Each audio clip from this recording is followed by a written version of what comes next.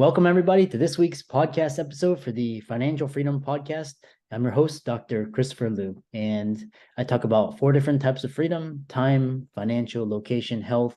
And I'm always scouring the globe looking for entrepreneurs on the cutting edge, doing fascinating things and changing the world. So today I have Quentin West, and what's really interesting, he dubs himself as an Airbnb millionaire and a life business coach. And Airbnb is this fantastic phenomenon over the last 10 years. It's changed everything.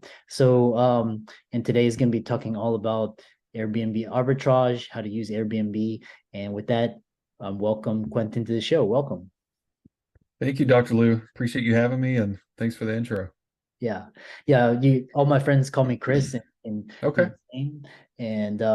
so tell us more about your story, your background, your company, and we'll go from there. Yeah, absolutely. So I started off in Airbnb more off of necessity.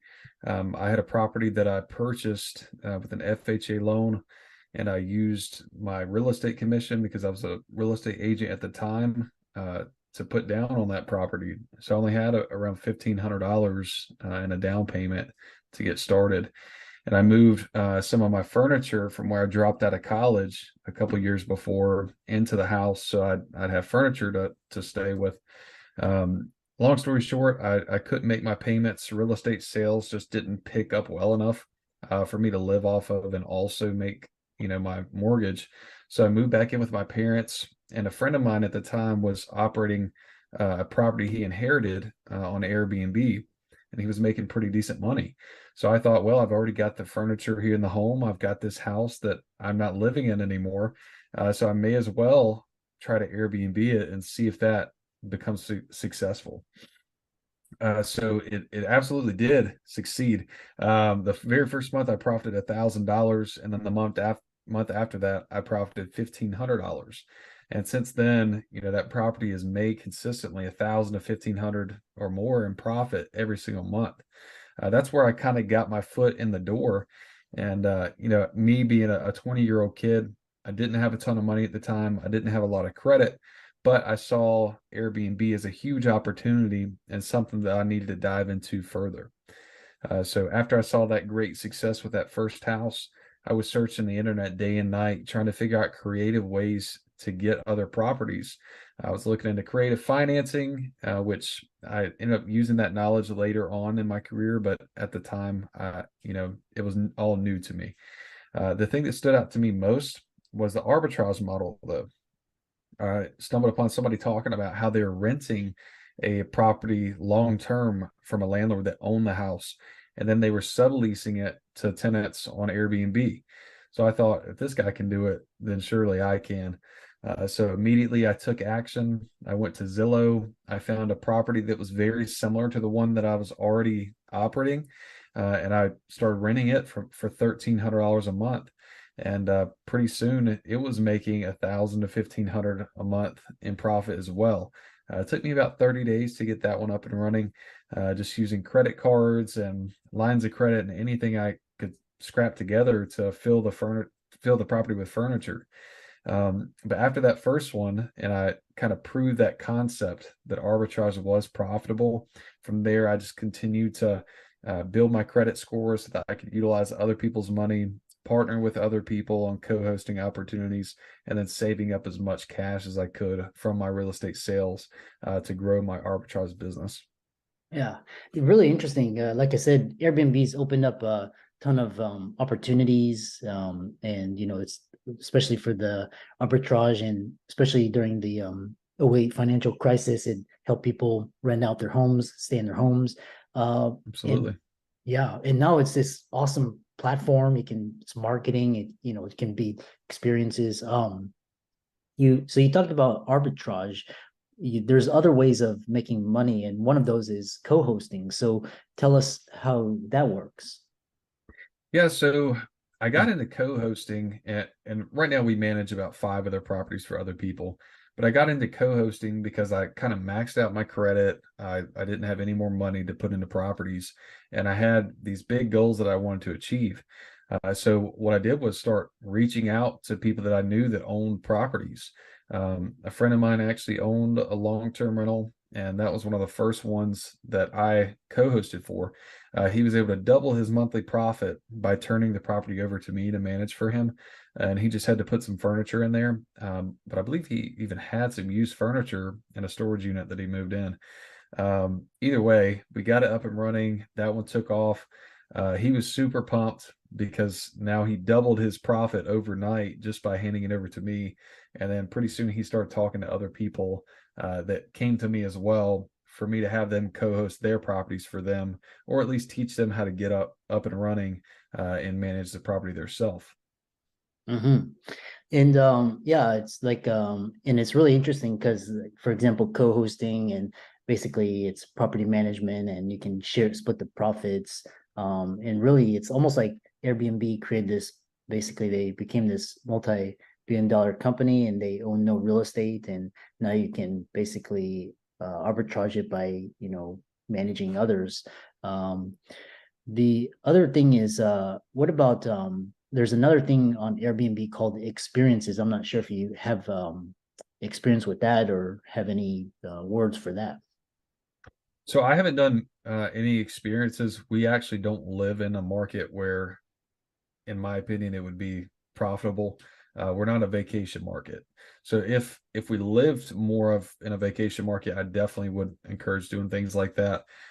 You could even do like bike tours or massages or things like that with your properties. But we just don't live in a market where we can really optimize that system.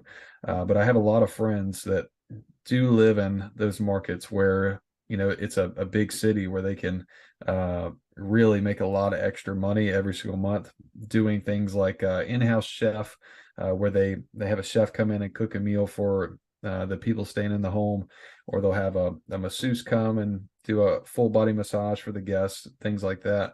And then as a host, it's great because you're kind of handling the marketing for other people. You don't actually have to hire these people in-house. It could be local vendors, or people that own their own business and want some extra marketing, and they're more than happy to pay you, up to $50, $100 on top of what they usually charge. Yeah. And Yep. yeah, it's quite interesting. And you talk about market and working some of like arbitrage, co-hosting. Where can these opportunities be done? Yeah, arbitrage can be done anywhere, and it doesn't just have to be with Airbnb properties. So we were actually arbitraging a 45,000 square foot warehouse. So we found a warehouse that was vacant. We rented it for 6,000 a month, and then we subleased it to a furniture manufacturer for 10,000 a month. So arbitrage isn't just for Airbnb. You can use it in commercial applications. You can use it for event spaces. There's people doing it in every different area in real estate and other businesses as well.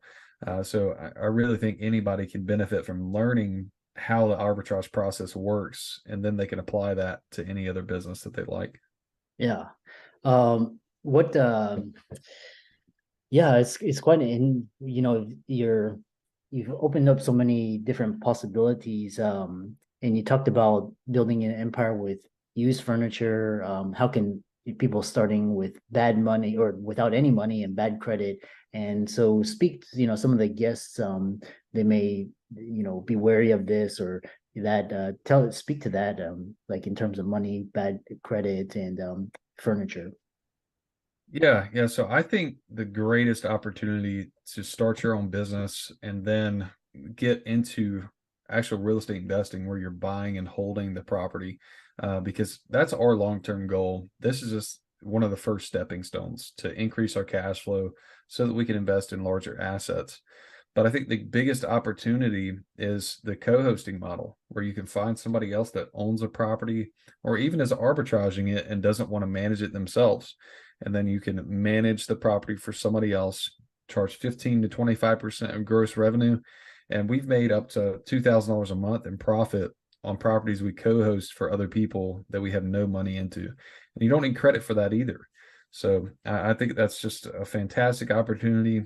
There are people just like me that only do co-hosting, and they've got hundreds of properties making millions of dollars a year. So it's definitely a great opportunity. Yeah. What's What's your 5-year plan, for this business? I know you touched a little bit upon that. Yeah, 5-year plan for this business. We'll continue to slowly grow this company. I don't want 1,000 arbitrage units though. It's a lot of work and a lot of headache to have that many units. Once you get over 100, it just becomes a huge business because you have so many moving parts. Right now, with just 37 properties, we have over 170 turnovers a month. So that there's a lot of things that can go wrong there, and a lot of headache if you're not managing it properly. Luckily, I've got a team that helps me out. I've got around 20 people working full time for me that help take most of that burden off of me. So I'm working, an hour less a day on my actual business. Everything else is focused on growth. Um, so 5-year, we'll slowly grow this business, maybe to 75 units, 100 units. But our criteria for profits has gone up over time. It started at 1,000 a month. Now we're looking to 3,000 a month minimum. That way, we have less properties, but more overall profit and less headache. And then we're going to take our profits, put them into multifamily real estate. This year, we have a goal to purchase 50 multifamily units. We're not focusing on single family anymore, other than for like flips and wholesale deals we're doing on the side, because a lot of people come to me for deals now that they know that I have the experience in the industry. But long term, we're definitely going to multifamily instead of building a massive arbitrage company. Mm. Speak to about one thing with Airbnbs is regulation, and a lot of these places they have like short term, and you have to get permits and leases, and speak to that a little bit. Yeah, so I think we're at an interesting time right now in the market because we have so many markets that don't have regulations currently. So like locally, we just started getting a few regulations where we have to get permits and things like that. But I actually think it's a better thing rather than worse because it allows people that want to do this professionally and as a business like us to really excel over people that are coming in with 1 or 2 units and just throwing something together and wanting to take in guests. Maybe they're cleaning the property themselves, and they're just not operating at a high level. So it makes it less appealing for somebody like that, and it makes it easier for us to compete. Because the problem with scale is the things that we were doing at 1 and 2 units, we can no longer do. It's just not feasible or profitable. Like putting together gift baskets, doing those really personal touches and going above and beyond. You can't do that for 170 times a month and still be profitable. It's just an extreme expense. Um, and that's something where, like, if you're just starting out, you can really get above the competition because if you only have 1 or 2 properties, that's all you have to focus on. So you can do those extra touches. And if you're doing the work yourself, you can still be extremely profitable. So long term, with new regulations, I definitely think it will make it better for the large operators. Interesting. Yeah, it's like there was this one podcast with it was Masters of Scale, where it's talking about in the early stages, before you get so big, uh if you're big, you have to use like software and systems to scale. Yep. But and then when you're first starting, you do things that don't scale, like where you're talking about, like, Yeah. those extra touches. How is your acquisition strategy changing in light of this economic uncertainty, recession, interest rates, all of that? Yeah. So our acquisition strategy has definitely changed a lot over the years. When new hosts first start out, they have um, the tendency to go towards the hot markets, the ones that everybody's talking about: Dallas, Houston, Austin, Phoenix, Scottsdale, Atlanta, all those markets that everybody talks about in the media. And what I encourage my students to do is look at niche markets around those. Because the problem is, like, we had 7 units in Scottsdale and Phoenix, Arizona. That area went from 5,000 units to 23,000 units in a year, quadrupled.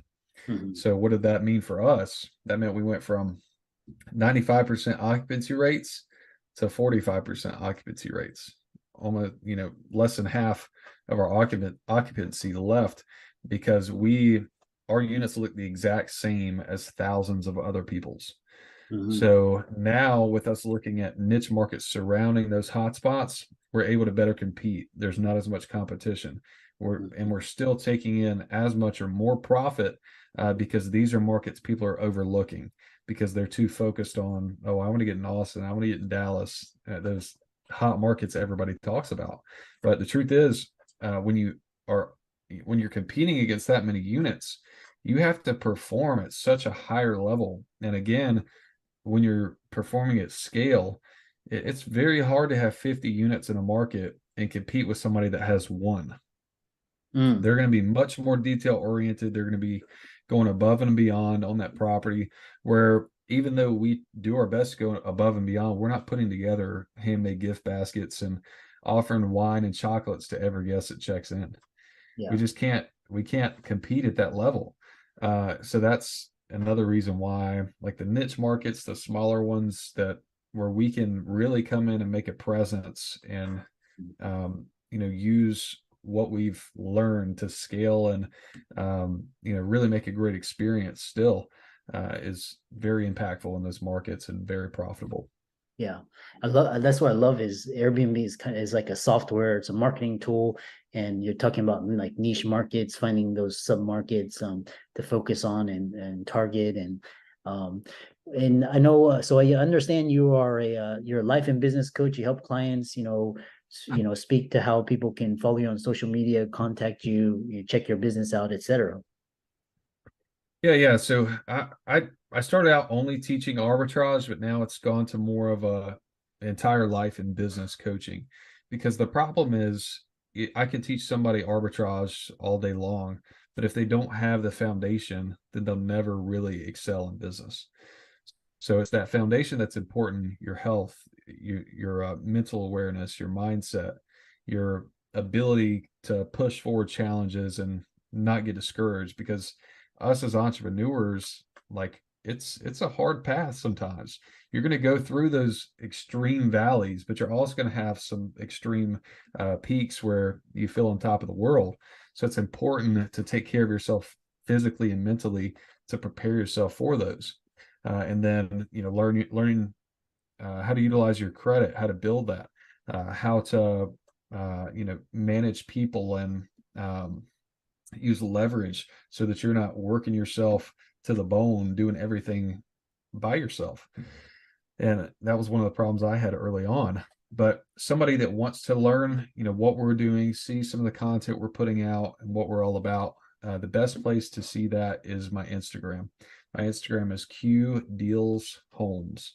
They can also contact me on TikTok. It's the same thing, Q Deals Homes, and Facebook, Quentin West. Yeah. Yeah. And let's for all the listeners out there, let's thank Quentin for coming onto the show, talking about these new ideas, Airbnb arbitrage co-hosting experiences, and really providing a fascinating insight into how to market and strategize in today's economy. So be sure to check all his social media out and visit his website. And with that, thanks so much for coming onto the show. Thank you, Chris. Appreciate you having me.